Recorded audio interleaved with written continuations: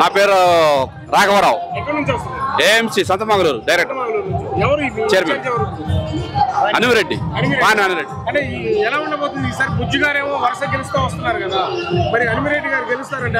గట్టి కన్ఫామ్ గెలుస్తాడు. అంటే ఈ లోకల్ కాదు అనిమిరెడ్డి, లోకల్కి ఏం ఉండదులే.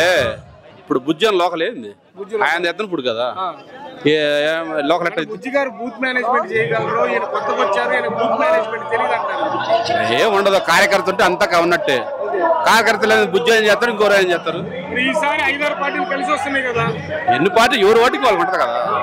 పవన్ కళ్యాణ్ గారి ప్రభావం ఉంటుందా? ఏం ఉండదు ఇక్కడ. మరి నేను పాతాలని తొక్కేస్తాను మాట్లాడుతున్నాను. మాటలు కాను పరికి చాలా తేడా ఉంటుందిగా. ముందు ఆయన గెలవాలి, ఎడో చేసి సీటు కన్ఫామ్ చేసుకొని ఆయన గెలిస్తే బాగానే ఉంటుంది. ఈసారి బీజేపీతో పొత్తు పెట్టుకొని వస్తుంది టీడీపీ, బలం పెరిగింది బలగం పెరిగింది అంటారు కదా. మాటలు పెరుగుతాయి, గ్రౌండ్లు పెరగాలగా. మాటలు పెరుగుతాయి, గ్రౌండ్లు పెరగాలి కదా. ఈసారి ఎన్ని జెండాలు వచ్చినా జగన్ గారి జెండా ఎన్నో పక్కా. ఖచ్చితంగా.